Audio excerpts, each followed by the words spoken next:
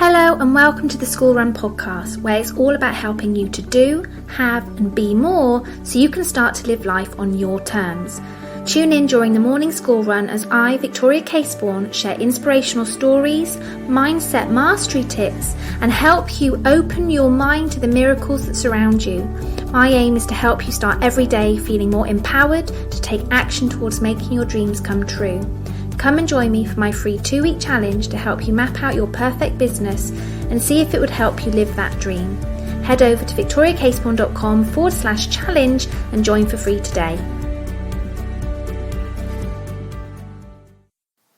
So as it's Friday, I have my interview of the week for you today, where I interview someone who I feel has a story or a journey that will impact you in some way, that will give you some insight into either showing you that sometimes it's hard, but to see what happens when you keep going and get through to the other side, or something that will help you think differently about the way you view the world, something to inspire and motivate you over the weekend. So it's a longer episode, longer than probably your school run is, I hope.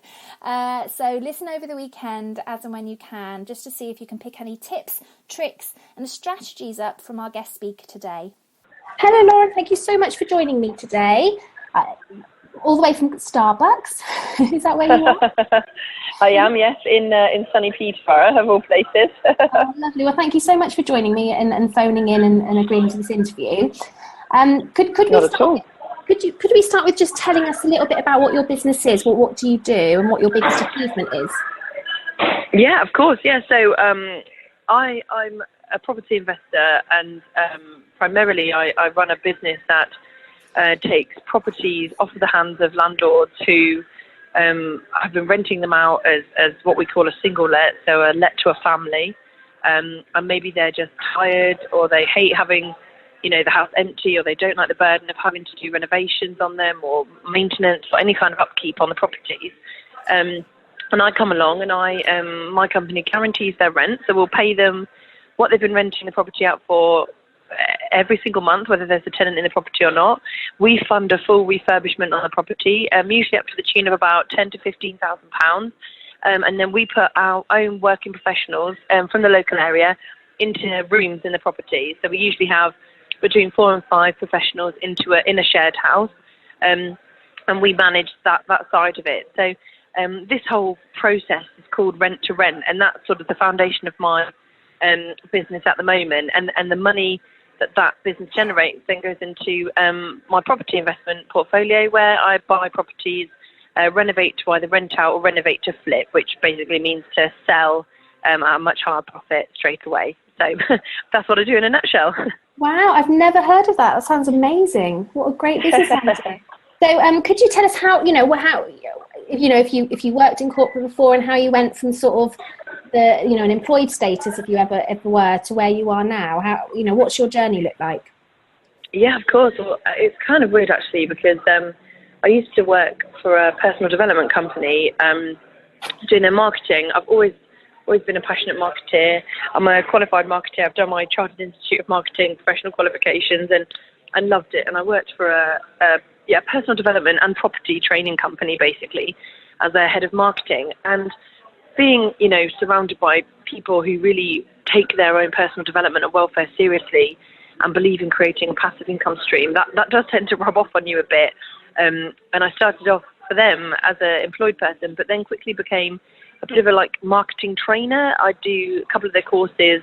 I sort of do a 30-minute slot training people on how to use social media and digital marketing techniques to build their business and to kind of enrich their own lives. And quite quickly I felt that I had quite a strong affinity for working for myself and really building something of my own. And I made the decision then to do marketing, but for lots of different companies, and do training for companies who needed it. And I actually sold that business in September of last year, just before my 27th birthday, for just over £5 million.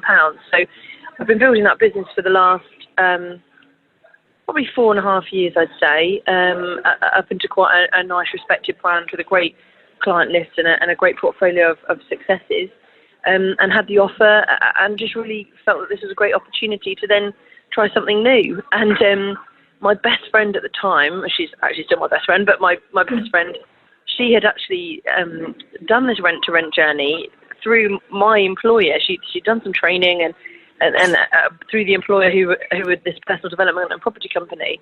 And she had just made such an amazing success of it. And it's the kind of thing you can do with absolutely no money when you start off. And I looked at what she'd achieved and I thought, gosh, well, I've got quite a lot of money, so imagine what I could do with it. And I sat down with her for a day and she showed me, the ropes in an amazing training course. And I implemented it, literally, within 30 days of having done the course. And that business now cash flows at about £22,000 net profit a month. So it really is an absolutely fantastic way of making money and turning over serious profit, even if you don't have any money in the bank to get started. So that's kind of, I've gone from marketing to property, but I've always believed that property is the way forward if you ever want to make a passive income stream.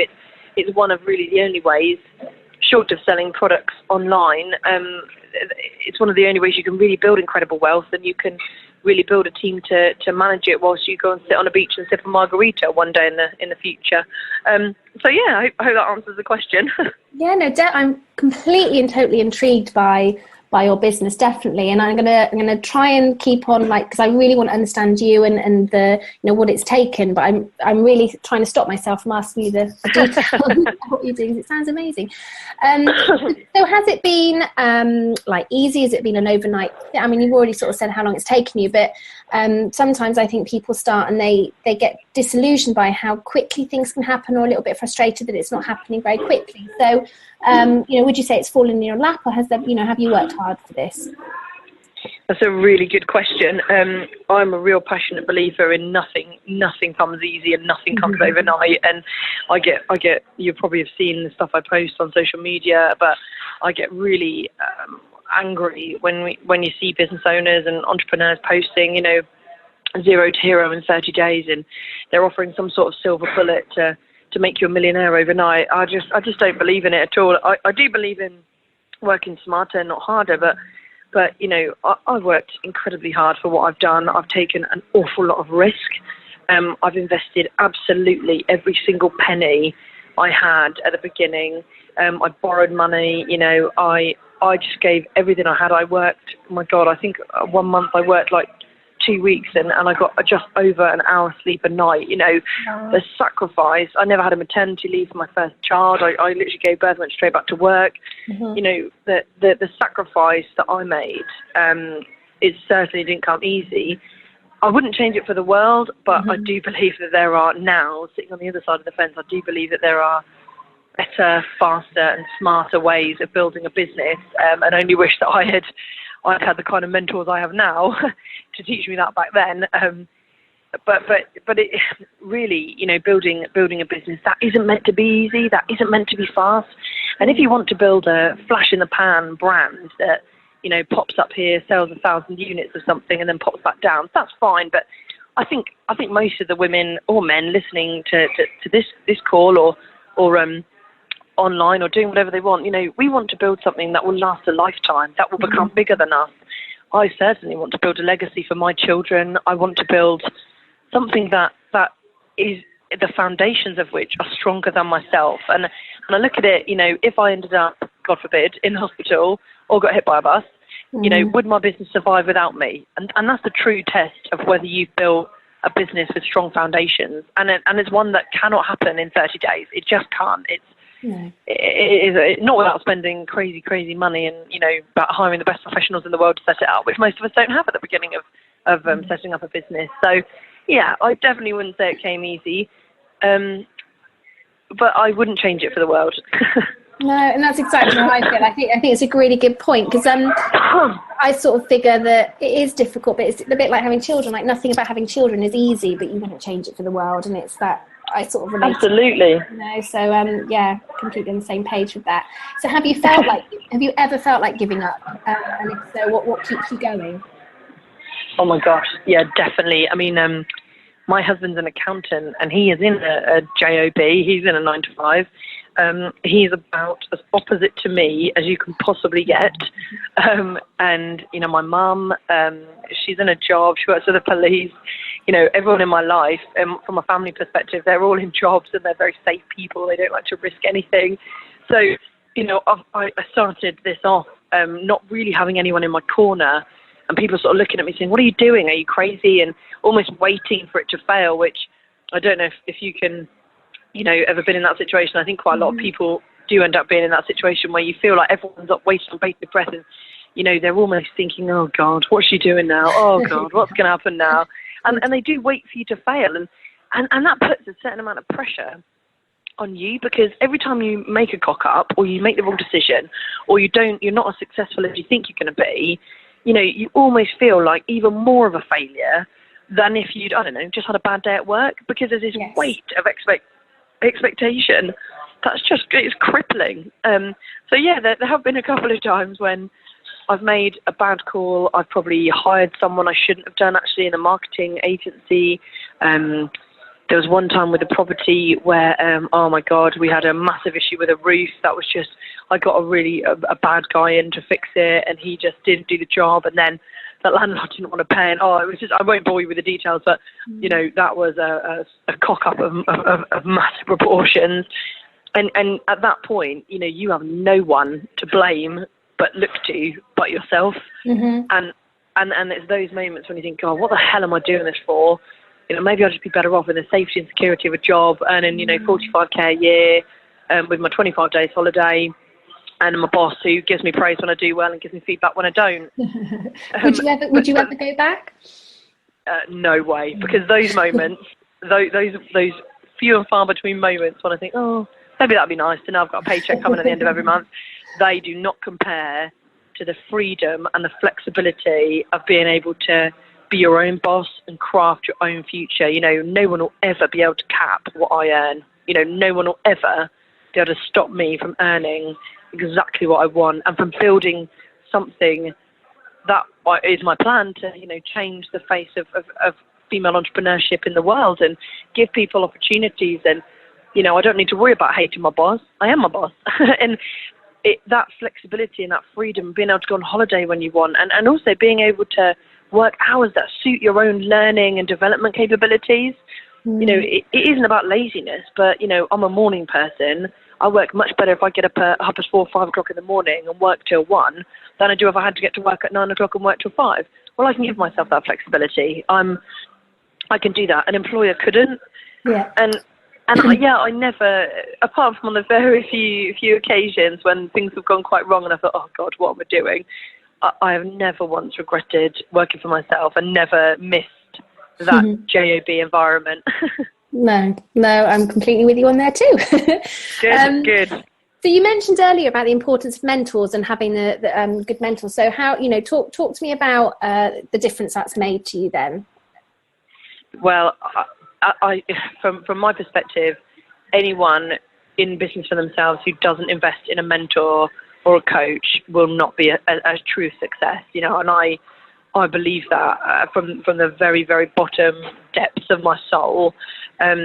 What I've achieved on my own is fractional to what I've achieved when I've had a team of coaches and mentors on my side. I have a life coach who's absolutely phenomenal. Her name's Katie Phillips, and she's changed my life. I have business mentors and business coaches. I have different coaches for different aspects. So, you know, building wealth to systemizing to leveraging. Some I pay for, some I don't. I believe you can get help and guidance from anyone in this world, free or paid for, if you just ask for it. You know, I would never turn down any person who came to me and asked me to mentor them. I would never turn them away, because I respect the fact that they have the balls to just come to me and say, I love what you've achieved. I want to achieve that. Can you teach me? That for me is one of the greatest honours ever. And that's exactly what I did with my coaches and mentors. I approached them and said, look, what you've done is truly amazing. I want to learn from you. I'll do the work. I'll put the graft in, but I'm committed to this.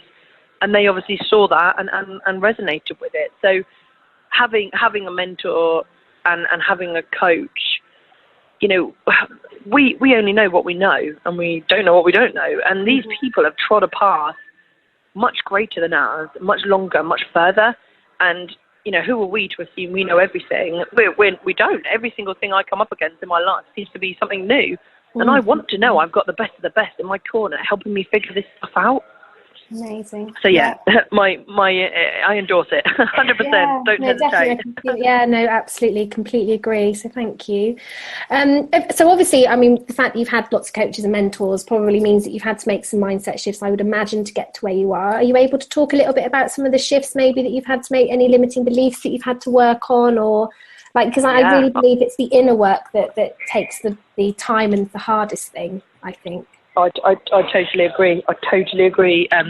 That your mindset and your limiting beliefs are so much more powerful than your business acumen and your business ability. Yeah, I totally agree with that, because if you have a limiting belief, that could be anything. Mine was asking for the right money. Asking for what I was worth. I didn't really believe I was ever worth that much, and I would always reduce my prices or not ask for what I was worth, and then resent what I was asking for in the end. But your limiting beliefs could be anything. It could be a confidence thing. It could be a control aspect. If you don't address those, you'll never reach your full potential, and you'll never succeed in business without that constantly coming up. Doesn't matter if you're turning over £20,000 a year or £200,000 a year or £2 million a year. Those limiting beliefs, they are with you for life unless you make the conscious decision to go, right, enough. I'm going to change my pattern of behaviour and I'm going to do something different. And we can't do that alone. Super people can. I can't. And I don't think many people can really do that on their own. They need the help of a coach or a guide to help them navigate on that incredibly vulnerable road. I also had a real issue with one of my biggest problems was vulnerability, and I would never really be capable of asking for help, and I just couldn't say I can't do this, I can't cope with this, because I thought that made me look weak. And obviously, as a businesswoman, we have to be able to understand and accept our own limitations, and that isn't a bad thing, and that isn't saying, oh, you're not Superwoman. That's just saying, I'm not good at this. I don't get this. I don't like it. And therefore, it's not serving me or my business. And once I addressed this biggest issue, which was my vulnerability, with my life coach, my entire life shifted. My relationship with my husband, my relationship with my daughter, how I treated people in business, the authenticity of my own personal brand, my ability to even sell my services, everything shifted. And that's the power of addressing a limiting belief and a mindset issue. So yeah, I mean, I can't even tell you my life, the earning potential, my happiness, that just grew exponentially as soon as I'd embarked on the journey. Not even after it had all been done, but once I'd made the commitment to myself to sort this and to address it, big things started to happen. Amazing. Yeah, no, thank you very, very much for sharing that. So, I work with a lot of creative entrepreneurs who they get very distracted by and I'm the same, get very distracted by new shiny ideas and obviously, I've read all the books, focus on one thing, do one thing, and that's really difficult. And whenever I do it, really, I find myself very restricted. So I just wondered, do you struggle with different business ideas? If you've got a way, do you restrict yourself to the one idea, or do you allow yourself to sort of flow between? What's that look like for you? Yeah, do you know what? I really used to. I'd get so distracted. Someone would bring me something or talk to me about something, or I'd have drinks with a friend and we'd come up with some new idea or new concept, or I'd be out somewhere and get totally inspired, and it is so easy. And when you say bright shiny things, you're so right. That's exactly what they are. They're bright shiny things. But the thing is, we have to remember, we're not cats. You can't shine a light on the floor and then get us to chase it around. I have to believe that my self-control and my ability to commit to my journey is stronger than my ability to allow myself to get distracted so easily. And do you know what? Not a criticism of anyone who does get distracted by bright and shiny things, but one thing I'd say is that is a muscle, and your resilience to the new ideas and the bright and shiny things has to be worked out. Like, you have to train that muscle to get stronger and stronger and stronger. I don't believe we're either born with the ability to resist them or we're not. You have to, it's hard, you know, it's hard to go, no, I'm not going to work on that. I'm going to focus on my goal and I'm going to do it. And the way I do it is by really having really strong plans and really big objectives, and almost challenging myself through my objective, so that there's no part of me that wants to focus on something else because I'm so desperate to achieve my objectives that I've set myself. And often people get distracted when they actually don't have a strong enough plan or vision for what they're currently doing. You know, if things aren't clear or they're a little bit unsure or they're not quite sure what comes next, those distractions are just so easy to follow and will allow them to be manipulated into doing them because they think, oh, well, this is just as important as what I'm doing. No, it's not. If you have a plan and you have a set of objectives, you will be able to control yourself, your own thoughts, and your own wandering eye a lot better. And yeah, like I said, it really is discipline. That's about flexing that muscle as often as you can. I do things like, so even as simple as, I mean, I don't have a TV, so that's probably not the best example. I don't watch TV, but like a book, if I'm reading a trashy novel, I will say to myself, right, I'm going to read 10 pages. Doesn't matter what's happening, at the end of that 10th page, I'm putting that book down. You know, that's an example of training that muscle, because it's so easy for us to go, oh, just a few more pages, just another half an hour. You know, and it's the same if I did have a TV and I was watching a TV program, you'd say, right, I'm going to turn this off halfway through. Doesn't matter what's happening. When that timer clock gets to, 25 minutes into a 50-minute program, that's going off. And they're just little things that can help you train that muscle that you can then apply in a business setting. There's nothing wrong with being creative, and I have a book and I put all my creative ideas in there, and everything that comes to me, I write it down, so I feel like I've captured it. So there's not that like fear of losing out. I think it's called FOMO, isn't it? Fear of missing out. I capture everything, and then once a month I do have a creative session on my own, or I'll go to a spa and I'll take my book and I'll just think about things in a really creative environment that's nurturing, and it's okay to dream and wonder and think. But once that day's over, I shut that book back up again and I get back to the grind and get back to building exactly what I'd committed to doing, to build that, business, that legacy and that cash flow. I hope that helps.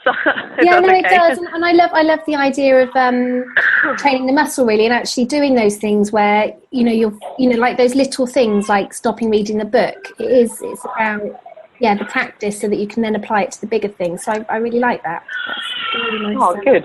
Yeah. So do you ever get over, you've got your big plans and your projects, so do you ever get overwhelmed when you're in there and lose yourself with it? And if you do, how do you deal with it, or does that not affect you? Oh yes, I definitely get overwhelmed. I've got an 18-month-old daughter. I'm pregnant. I'm sold my house. I'm buying another house, and I run 2 different businesses. So yes, overwhelm is a massive part of my daily life. And the way I've learned to deal with it, and that's not to say I don't ever suffer from it, because I really do. Every single day I have a real focused routine when I wake up. So I know I get up earlier than most normal people. I wake up at 5 a.m. But for me, starting that day before the rest of the world has woken up is a really powerful way of just being one with yourself and being able to center and focus yourself. But I start my day really understanding my intention for the day. So what do I want to achieve today? How do I want this day to go? I do a small meditation for about 10 to 15 minutes. That really sets my mindset and my focus for the day.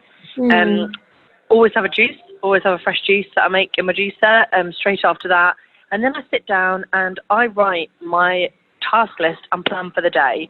So I don't believe in just writing lists. I think us women are absolutely amazing at writing lists, but that's no good if ultimately you're going to have like 20 things on your list and you're only going to achieve 3 and you're going to get overwhelmed anyway. So I write my plan and I literally break it down by the hour, and I can see what time I'm dedicating to what areas and aspects of my life, and then I religiously stick to it. That's not to say that certain things happen in my life that throw them off. My daughter's just had chickenpox, for example. But having that goal and that plan, and knowing that you've spent the time at the beginning of your day to address what you want to achieve and how you want to do it, it's a really great tool for centering and focusing your mind and stopping that overwhelm creeping in from the minute you wake up and thinking, oh my God, I've got to do this, this and this, how am I going to get this done? And oh no, I don't know how I'm going to fit that in. Oh my God, I've got to do that. It helps you to prioritize and really focus on what's important. And that's really worked for me. And another thing I'm a passionate believer in, I've worked with some women on this before, is affirmations. Yeah. So I think sometimes overwhelm actually creeps in when we're feeling at our lowest and our least confident, and perhaps that we're not achieving what we want to achieve. So really starting off the day, we're giving ourselves a massive kiss and really building ourselves up. That's a great way to feel strong, empowered, and like you can achieve anything. And I have affirmations. I have 10 affirmations that I say every single morning and every single evening without fail, 7 days a week. And they just make me feel strong, and they make me feel like I've just got a great big hug around me for the whole day. And I can't recommend affirmations enough to anyone to start their day. Even if you don't have time for a meditation or a juice or to do your list, start the day off with an affirmation, because it really does help you. It's like a prayer, really. I'm not religious, but it is a bit like a prayer. What's your favourite? What's your go-to? Have you got a go-to affirmation? What would you be saying to yourself? Yeah, so I'll happily share one with you guys. So I'm trying to find my book at the moment. I've got them written down. But my favourite affirmation is you are enough and you can achieve whatever you want. So it's a short one. It's kind of standard. It's not going to break down any barriers, but knowing that I'm enough and knowing that I can achieve whatever I want and whatever I set my mind to really makes me feel empowered. And these are quite personal. And I worked on a lot with Katie, my life coach. But another one I use as well is I am focused, I'm determined, and I'm committed to achieve my ideal life. Love it. So again, that's and it's quite. And some are going to speak to you, and some aren't. And what one person might use as affirmations, another person would find horrific. But having your list of affirmations and saying it every day, I just can't tell you. It just builds me up and really just keeps plugging away at that positive mindset and that positive focus.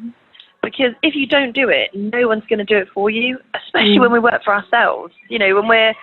When you're in an office, you have a boss that's giving you one-to-ones and giving you feedback. But when you work for yourself, who's giving you feedback? Except for that family who are looking over their shoulder at you thinking, what is she doing? When's she going to be a millionaire? Oh my God, she's never going to make a success of this. Yes. Yeah, no, definitely. No, thank you. So we've talked about the affirmations and some other little habits that you do. Is there anything else, any other habits that you've developed that you feel that's helped with your success? I read a lot. I read, so this year my target is to read 250 books. Wow. This year. I'm totally on track. So I'm on track. That works out to be just over, I think that's 5 books a week. That works out to be. Wow. And these are all personal development, business and mindset books. So I do a combination of reading books and then having audiobooks on my iPhone, because you can put them on twice the speed, which just means they talk a bit faster, and you can get through them so quickly. So I have them on in the car. I have them on when I'm running, when I'm in the bath, wherever. I have them on all the time, and then every single evening I read one of my books. I do like to finish the night off by reading a trashy novel, but that's reading and enriching your life with the stories and mentorship ideas of other people. For me, is one of the most powerful and free or low cost resources you can ever take advantage of. Yeah, no, definitely. And like you said earlier, how important mentors are. And for those people that can't invest in the one-to-one, I mean, it's all there ready for you. Absolutely. Pounds. Yeah, lovely. Yeah, I think, and there's so many situations as well where you can borrow books from others, and you can be in groups where everyone sends everyone a book that they really love, so actually no one has to pay for another book. And I love it. I think there are lots of different ways where you can actually do it without spending any money. So I'm a huge advocate for that. I love that idea. And I can't even believe, So, do you speed read to get through that many books a week? Yeah, I try to. I do. I mean, I'd probably say I read 2 written books and then listen to 3 audios. But if you think, how much time do we really spend in the car, walking somewhere, in the shower, in the bath, in bed? How much time do you spend watching TV? I'm very fortunate in that I made the decision not to have a TV. So that time at the end of the day when my kids are in bed and I've had dinner with my husband, where most people would sit and watch Britain's Not Got Talent or some rubbish tat like that, I sit and read for an hour and a half to 2 hours a night. Well, on a 7-day week, that's 14 hours. Amazing. That's a long time. That is, yeah. To dedicate. And the thing is, people say, God, when do you switch off? But once you commit to reading a book that much and you don't see it as a chore or as a job or a task, and you actually see it very much in the same way as if you were going to watch Britain's Not Got Talent, as an opportunity to switch off and just immerse yourself in someone else's story and lessons. Actually, reading personal development books and business books, it doesn't become a chore. It doesn't become something you force yourself to do. Again, it's just like that muscle. You build that muscle, and that muscle then completely serves you and becomes second nature. And I would advocate that to anyone. Just stop watching TV. It'll rot your brain. Yeah, no, I love it. Thank you. I mean, what does success mean to you? What does it look like for you? Success. That's a really good question. So success to me looks like choice. I see a lot of people and a lot of women who don't have choice, who are struggling, who have been through hard times, and who desperately need opportunities and options to change.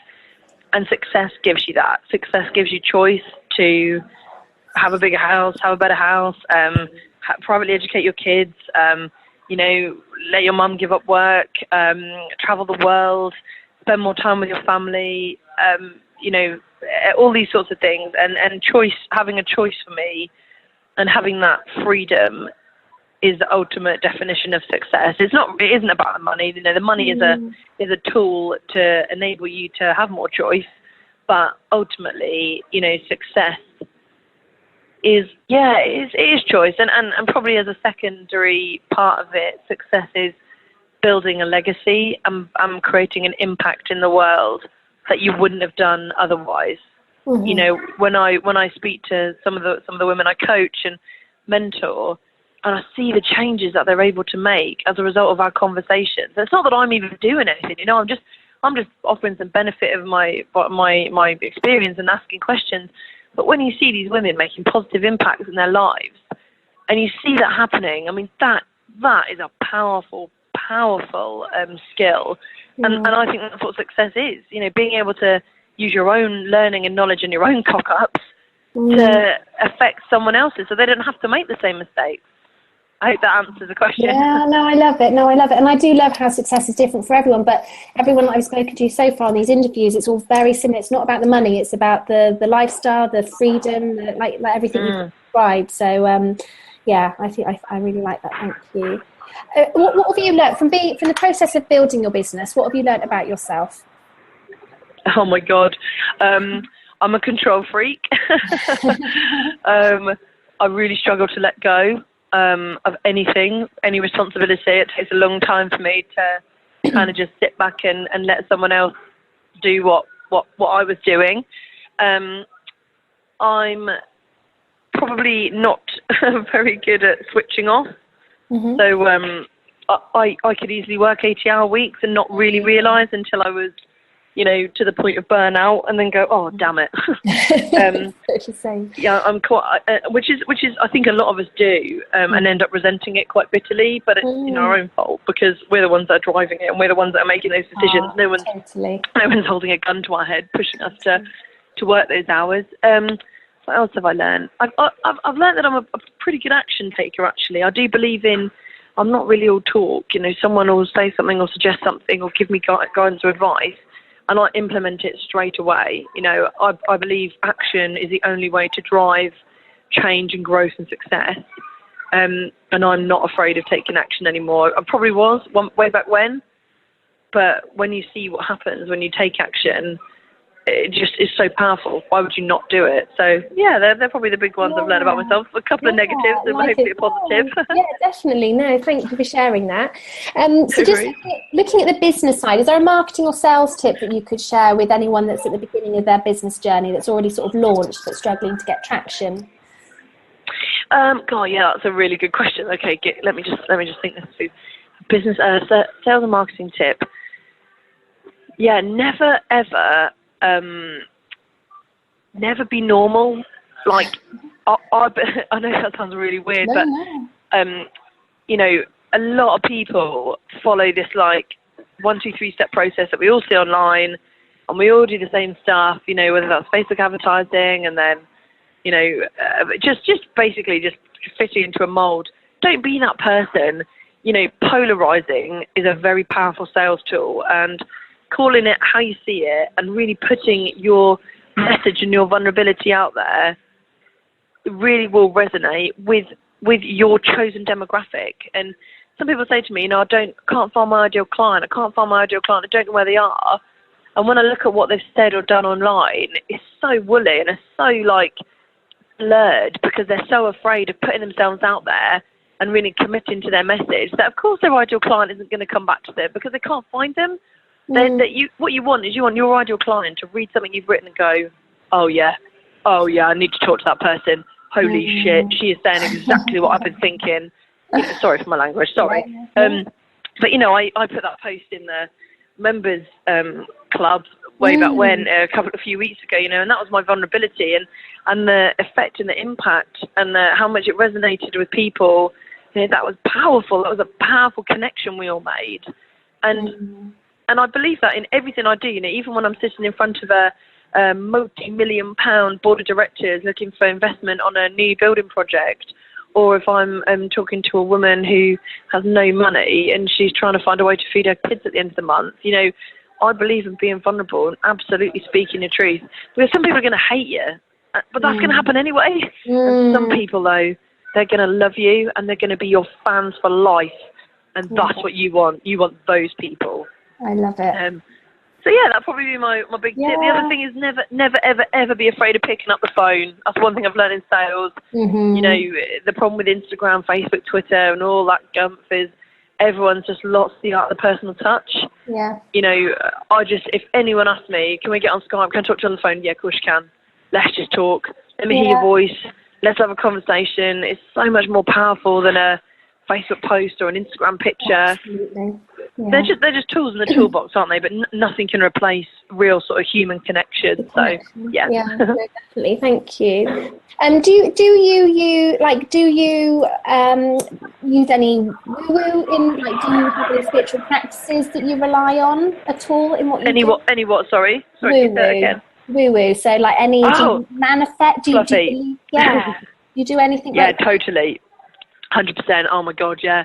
I manifest all my outcomes. My intentions that I set, I do them daily. I spend without a doubt at least a day a month, sometimes a lot more than that actually. Really focusing on my heart desires and my core and I do a lot of work with my inner child as well. That is one thing I've learned through working with my life coach, is that your inner child is the most precious asset that we have in our lives. And I know what I'm saying to some people, they might be like, what the hell is an inner child?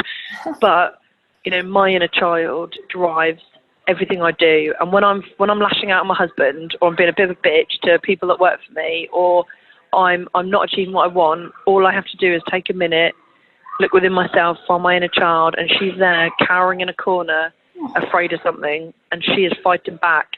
And I really believe in nurturing her and looking after her and making sure that she is safe and that she knows she is loved, and that has made me a stronger woman and a stronger businesswoman than anything else in my entire life. So I count that as pretty fluffy, pretty woo-woo, but I totally love that. Yeah, manifesting is a very, very, very powerful tool as well, and I do that. A lot of my friends who are also successful business owners, you know, we're all very much into the fluffier side of things and the mindset, and we do believe in, you know, putting ourselves in situations that inspire us and talking about your angels and your guardian angels and your passions, and really looking at your heart center for what it is that drives you. And you know, I'm a big fan of vision boards, and really your why is more important than anything we could ever achieve in business. So I constantly spend time looking at my why and making sure I'm in touch with my why. You know, why am I doing this, and why do I spend this time doing it, and why am I investing so much into my personal development? So yeah, I hope that answers it. It does. I mean, please say if I'm intruding too much, but say if you had a big goal that you were working towards, what would you? Is there any specific tools that you use? Like, do you use crystals? How do you actually go about trying to do that side of it to manifest? To attract those things into your life. Yeah, no, of course. It is a pretty deep question, so I'll try and answer it succinctly. I'm sorry if I run on a bit, but so if there was a big goal or objective that I've set myself, the first thing I do is I journal. I journal about why I want it, why I want to achieve it, and what achievement would look like to me. And I actually do I do something called projecting, where I write as if I've achieved it. So I don't say when I've achieved blah blah blah. I say, right, so let's say my goal is to achieve a turnover of let's say a net profit of £1 million at the end of this year. So I'll write, it is the 1st of January 2017, and I'm waking up in my beautiful new house in Rutland that I've had built. Just going to have a quick swim in my Olympic-sized swimming pool. My daughter is going to join me for a quick morning swim while my husband makes us all wheatgrass juices. And I write with what that will achieve for me, that success, and what my life will look like once I've achieved that. And I find that incredibly powerful to project myself into the situation where I have already achieved it. It doesn't work for everyone. I find it an incredibly powerful tool because it lets me really visualize it and see possibilities that will unleash, and enables me to really commit to that goal even more because I know what the end result will look like. I spend a lot of time vision boarding as well, which I guess is not fluffy, but I find that vision boarding and really going through that action of creating images and boards to demonstrate where you want to be and what you want to achieve is actually quite a powerful tool to use. And then similarly, I create my own meditations about focusing on that journey and focusing on each step and what that will look like when I've achieved it. So throughout my meditations, I really like to focus my mind, my body and my spirit on each step, what that will feel like when I'm there. I like to mimic what I could be feeling in each situation, and what I'll do to take myself to the next situation. So I hope that helps. No, thank you so much for sharing that. I know it's quite a personal thing for everybody, but I'm just really fascinated to find out, what do people actually do behind the scenes. No, thank you so much for sharing that. So final question, is there a book, podcast or film that you would recommend anyone looking to start their own business or who is in their own business should watch, read or listen to, and why? Yeah, totally. So I don't, I'm just going to put it out there because I loved it and it was a game changer for me. It isn't about money. So just to reiterate, it isn't just about money. But the book Rich Dad Poor Dad by Robert Kiyosaki was one of the most transformative. Oh, sorry about that noise. That's okay. Sorry. It's one of the most transformative books I've ever read. It doesn't just address your money mindset. It addresses your ability to ask for what you're worth and what you value in life, and to visualize and manifest that to come to you. The other book is Girl Boss. I can't remember her name. It's hashtag Girl Boss, but it's like a pink fronted book, and it's the woman who founded Nasty Gal. Her story and her journey is very, very empowering. And it really does demonstrate how a woman with no skills, not to be rude, but no skills, but a total desire to succeed, you can achieve anything. And to not let that fear of not being, uber accomplished or uber qualified to hold you back. And I love that book. That's a really powerful book. I've not heard of that one, so that's on my head, Yeah, it's really, really good. I have just finished reading Thrive by Arianna Huffington as well. That was really, really good. Mm-hmm. And that's quite a good story because obviously she founded the Huffington Post and she had a bit of a total breakdown about 3 or 4 years into it, where she ended up being hospitalised because she was just trying to be a man in a man's world instead of carving out her own world and being true to her own, feminine abilities and really owning the way she wanted to do business and the way she wanted to work. Yeah. So I'd recommend Thrive to anyone. That was very, very powerful too. So I've given you 3 there. Sorry. Yeah, no, that's great. Great recommendations. Thank you. And for someone that reads as much as you do. Great.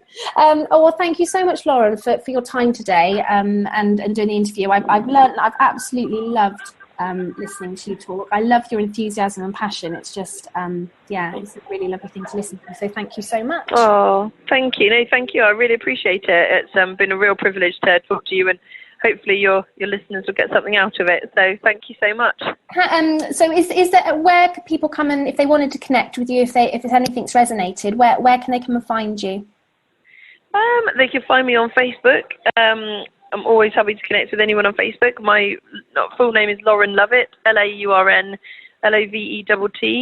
Failing that, you can email me to my personal email address, which is laurenlovett, followed by the number 9, @gmail.com. I'm a real believer in connecting personally. I don't want to have a business email address. I just send it to my personal email and we'll connect and talk. I just, not the kind of person to put up walls and stuff. So, would love to connect with anyone. Oh, brilliant. Thank you, Lauren. No problem. Thank you so much. Thank you so much for tuning in. You were just listening to the School Run podcast hosted by me, Victoria Caseborn. If you enjoyed the show, please leave a review here on iTunes and make sure you head over to victoriacaseborn.com to subscribe to my free how-to training, daily inspiration, and of course sign up to my free challenge. I'm really looking forward to welcome you inside. Speak to you again soon, and in the meantime, remember that you are amazing just the way you are, and if you can dream it, you can believe it, then you can absolutely make it happen one step at a time. Lots of love and have a wonderful day.